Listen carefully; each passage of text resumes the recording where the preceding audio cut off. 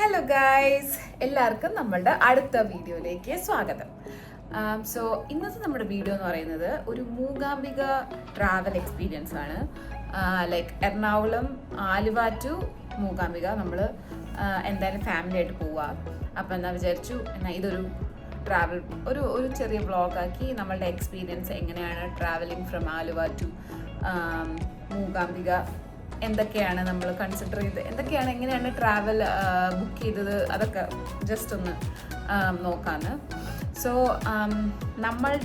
നമുക്ക് ആലുവയിൽ മൂകാംബിക വരെ എന്തായാലും പാവയെ വെച്ചിട്ട് ഡ്രൈവ് ചെയ്ത് പോകുന്നത് അത്ര സ്യൂട്ടബിൾ അല്ലായിരുന്നു. അതുകൊണ്ട് നമ്മൾ ട്രെയിനാണ് നമ്മൾക്ക് ഫസ്റ്റ് ഓപ്ഷൻ ഉണ്ടായിരുന്നത്. എന്താ വെച്ചാൽ ഫ്ലൈറ്റിന് പോയാലും എന്തോ മധുരയോ എന്തോ അവിടെ വേറെ ദൂരെ ഉള്ളത് മധുരയായിരുന്നു തോന്നുന്നു, മധുര എങ്ങാണ്ടായിരുന്നു ഫ്ലൈറ്റ്,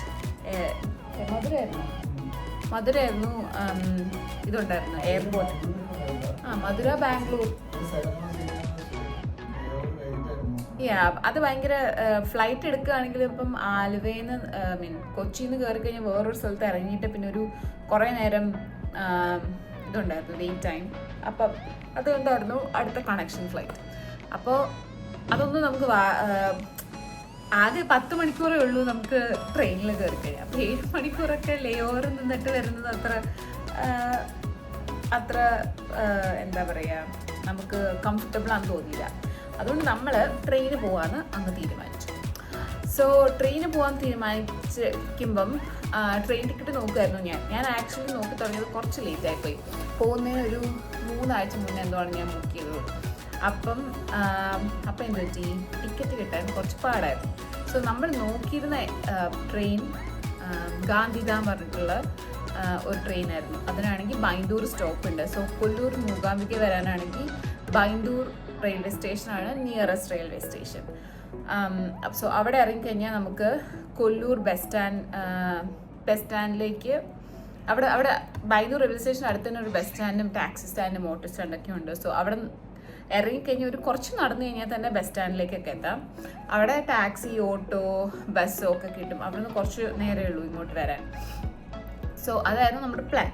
പക്ഷെ ടിക്കറ്റ് കിട്ടാത്തതുകൊണ്ട് നമ്മളിങ്ങനെ വേറെ ട്രെയിൻ നോക്കി.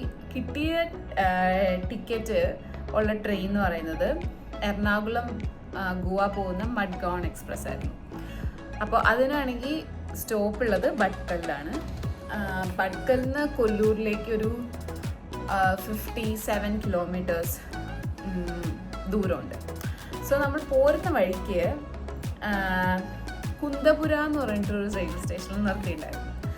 ആക്ച്വലി അവിടെ ഇറങ്ങിയിരുന്നെങ്കിൽ ഭട്കൽ ഇറങ്ങുന്നതിനേക്കാളും എളുപ്പത്തിൽ നമുക്ക് വരായിരുന്നു. പക്ഷെ നമ്മൾ അതൊന്ന് അനലൈസ് ചെയ്ത് ഇവിടെ നിന്ന് പോകാൻ പറ്റുമോ, എത്ര ദൂരം ഉണ്ടെന്നൊക്കെ വിചാരിച്ചിങ്ങനെ നോക്കിയപ്പോഴേക്കും ട്രെയിൻ അവിടെ നിന്ന് എടുത്തു. എന്നാൽ കുന്തപുര ആക്ച്വലി ഈ ട്രെയിൻ സ്റ്റോപ്പില്ല, എന്തോ പിടിച്ചിടുമോ അങ്ങനെ എന്തോ ചെയ്തായിരുന്നു. പക്ഷെ എന്തായാലും ഒരു 10 മിനിറ്റ് അവിടെ പിടിച്ചിട്ടുണ്ടായിരുന്നു. നമ്മൾ കുറച്ചും കൂടെ നേരത്തെ അതിനെപ്പറ്റി ചിന്തിക്കുകയായിരുന്നെങ്കിൽ നമുക്ക് അവിടെ ഇറങ്ങിയിട്ട് എളുപ്പത്തിൽ വരായിരുന്നു.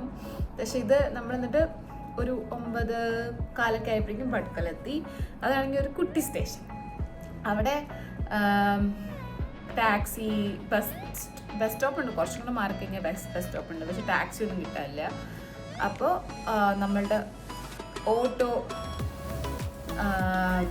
ഉണ്ടായിരുന്നു. അപ്പോൾ അവരുടെ അടുത്ത് സംസാരിച്ചപ്പോൾ അവർ പറഞ്ഞു അവരെന്നാ കൊണ്ടുവിടാം, 1500 രൂപ ഒരു ഓട്ടോയ്ക്ക്. അങ്ങനെ 2 ഓട്ടോ വിളിച്ച് നമ്മൾ പോകും. അപ്പം ഇതാണ് നമ്മുടെ ട്രാവൽ എക്സ്പീരിയൻസ്. എറണാകുളത്ത് നിന്ന് ഒരു 11:15 കയറി.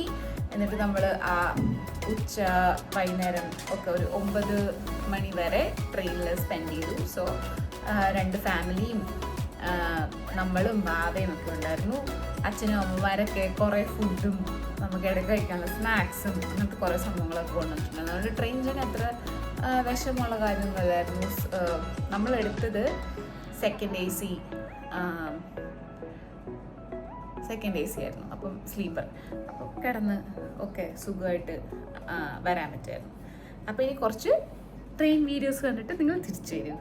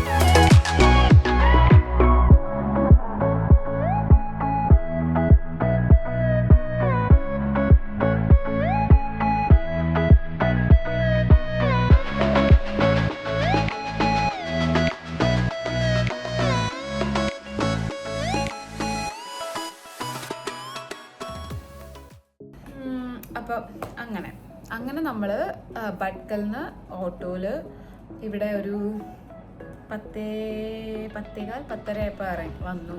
ഇവിടെ കൊല്ലൂർ നമ്മൾ ജ്യോതിസ് റെസിഡൻസി എന്ന് പറഞ്ഞിട്ടൊരു ഹോട്ടൽ ബുക്ക് ചെയ്തിട്ടുണ്ടായിരുന്നു ഓൾറെഡി. So 3 bedroom.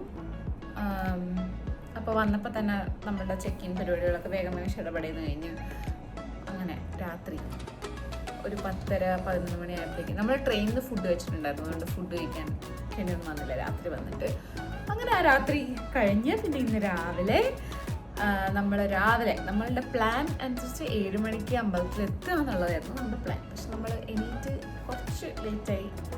ഒരു 6:45 കഴിഞ്ഞപ്പോഴാണ് നമ്മൾ എണീറ്റത്. അപ്പോൾ കുറച്ച് ലേറ്റായി. എല്ലാവരും കൂടെ ചടപടെ റെഡിയായി. അമ്മാച്ചന്മാരൊക്കെ നേരത്തെ തന്നെ റെഡി ആയിട്ടുണ്ടായിരുന്നു. നമ്മൾ അങ്ങനെ പതുക്കെ റെഡിയായി. ഒരു 8 മണി ആയപ്പോഴേക്കും ഇറങ്ങാൻ പറ്റിയെന്ന് തോന്നുന്നു നമ്മൾക്ക്.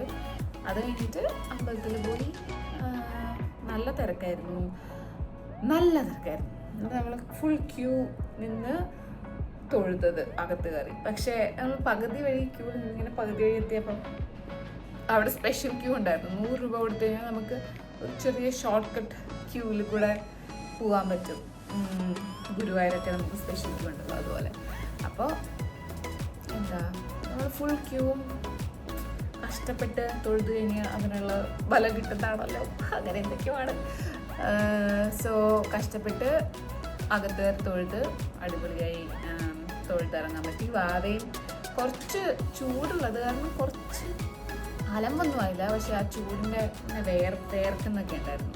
അല്ലാതെ വേറെ പ്രശ്നങ്ങളൊന്നും ഉണ്ടായിരുന്നില്ല. സോ നമുക്ക് നന്നായി തൊഴാൻ പറ്റി. അങ്ങനെ നമ്മൾ തൊഴുത് കഴിഞ്ഞ് വന്നു. അതിൻ്റെ ബ്രേക്ക്ഫാസ്റ്റ് വെച്ചായിരുന്നു. വന്നു കഴിഞ്ഞിട്ട് കുറച്ച് നേരം ഇവിടെ വന്ന് ചില്ല് ചെയ്തു.